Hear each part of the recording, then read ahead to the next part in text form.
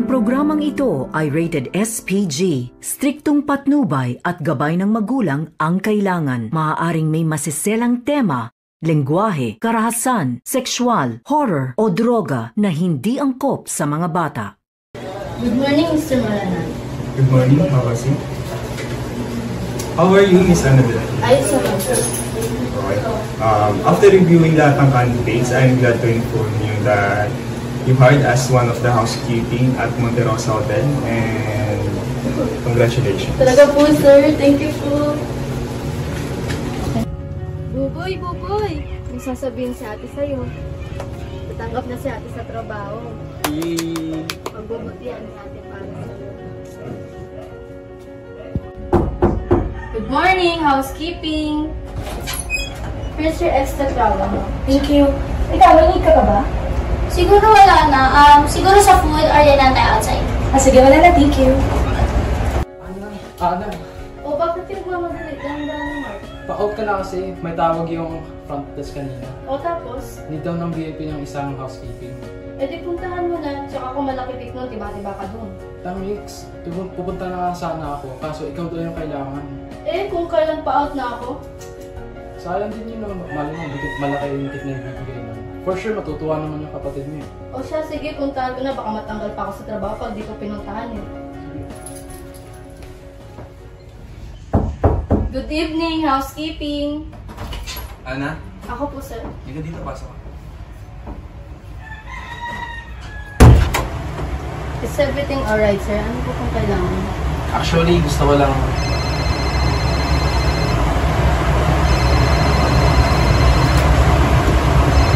Nakalimutan mo magsalin ng phone mo. I'm so sorry, sir. Huwag niyo po akong i-record. Dinadala ko lang po talaga to in case of emergency. Nah, it's fine. Ito yung naman. Thank you po, sir. Pero bawal po sa amin to kasi nasa trabaho ko po kami. Don't worry. Kaibigan ko naman yung may-ari ng hotel.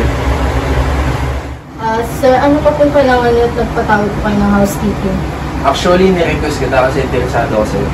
Oo, sir. Kung wala na pong kayong kailangan, mas mabuti kung malis na lang po. Kung matilala, gusto lang naman kita makalala personal. Sige na, enjoy mo na yan. Pagtapos mo dyan, pwede ka na makalis.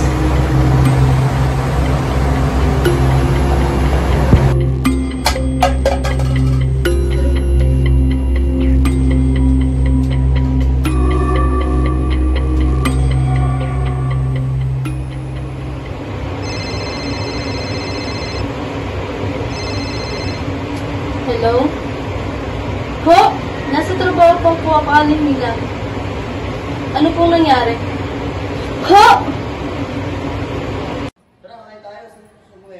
Wait lang, may chismis ako. Painit-init ako.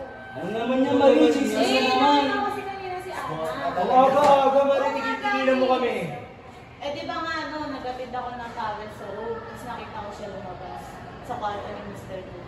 Eh mamaya pa duty nun eh. Kaya pala may naririnig ako sa kanya eh. Eh di ba nga may treatment daw sa kanya si Mr. Wu. Grabe. Special treatment yun, te. Kaya pala. Alam mo na mo, te. Kaya pala, dami ng alasa. Itaw sa kanya Diba? kanina. Kaya pala gabi na lagi yung umuwi yun, no? Kaya nga, nakikita natin, no? Kanina lang. Hindi naman siya bagay dito kasi di ba probinsya mo? Oo. Hindi siya bagay dito sa Manila. O ano? Kaya, Bisaya. Ano na? May na ba yun, no? Kaya sabi ko lang sa inyo eh. Tularan niyo na lang siya. Ayun, puti. Pangit mo. Eh, bakit ayaw mo na si Manika? Kumain ka eh. Bahala ka. Ano na? Kain mo na ako ah. O, sige. Tuloy mo yung kwento mamaya.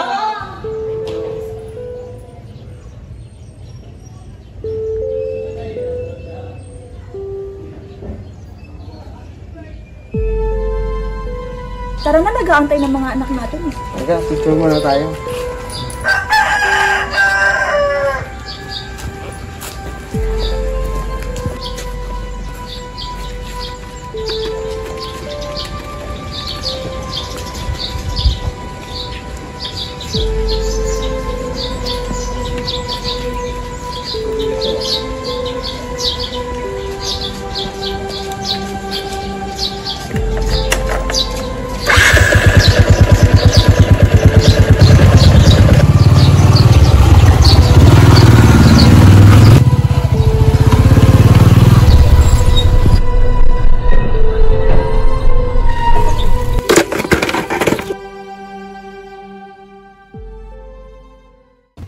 Kuya, okay ka na ba?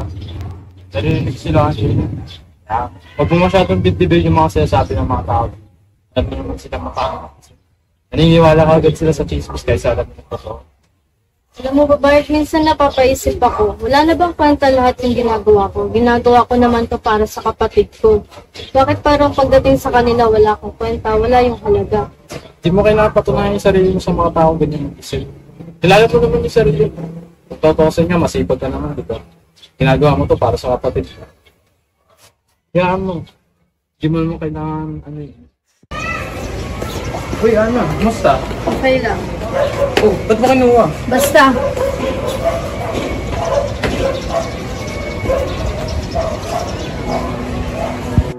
Mr. Go! Hayop ka! Pinasas mo ko! Ikaw na una. Ikaw lasing. Hayop ka! Ito pera, para makalis ka na. Kaya re-report kita sa kababuyang ginawa mo sa akin. Walang maniniwala sa'yo. Mabuti pa, kunin mo na yan para makauwi ka na. Hello, Aling Mila? Ano po kailangan nyo napatawag kayo? May kailangan ko ba kayo dun sa hospital? Nakausap ko na yung doktor. May mga kailangang bayaran. Kailangan niya pa ng laboratory test at gamot. Magkano ang kailangan? 40,000 ang kailangan natin masettle para makalabas na siya. Oh, 40,000? Sige po, gagawan ko po ng paraan. Kayo po muna bahala kay Google. Bibigyan kita ng 50k para makatulong ako sa'yo. Basta ikaw pumayag sa gusto.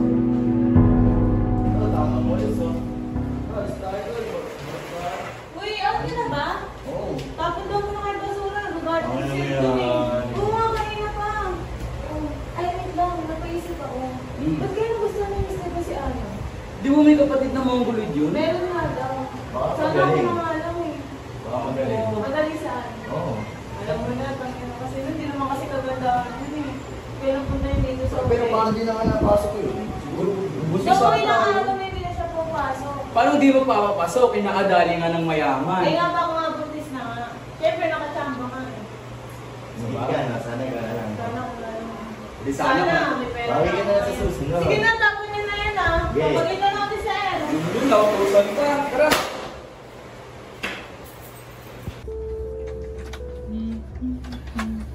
Ina!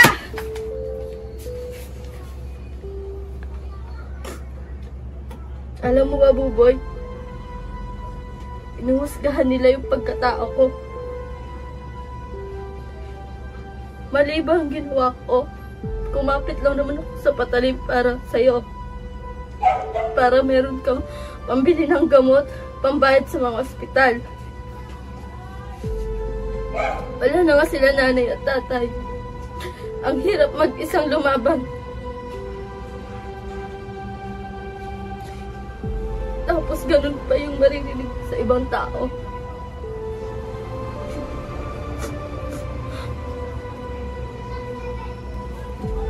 Buti lang po, kasal ko na lang yung buhay ko.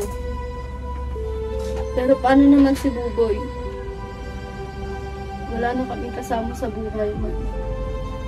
Wala na si nanay at si tatay. Mas mabuting isama ko na lang siya. Sabay na lang kami.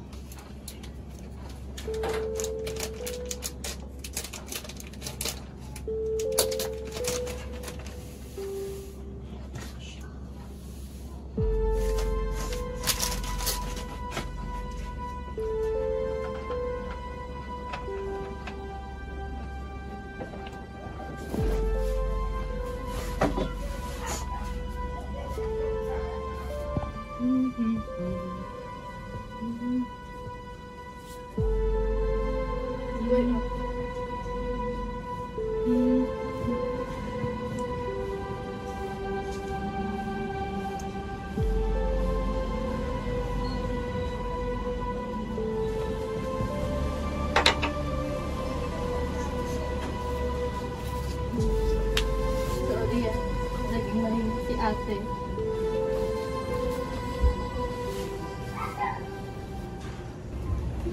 Akin na yan, amin Ray. Akin yan. Amin Akin Ray. yan. Akin yan. Akin yan. Akin yan.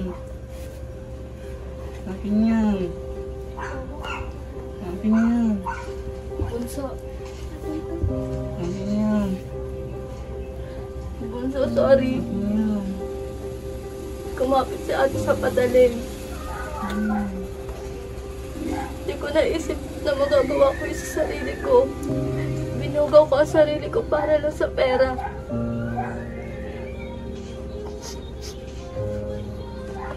Kung mag-alala, aalagaan ka ni ate. Gagawin niya lang. Kakayanin natin tong dalawa.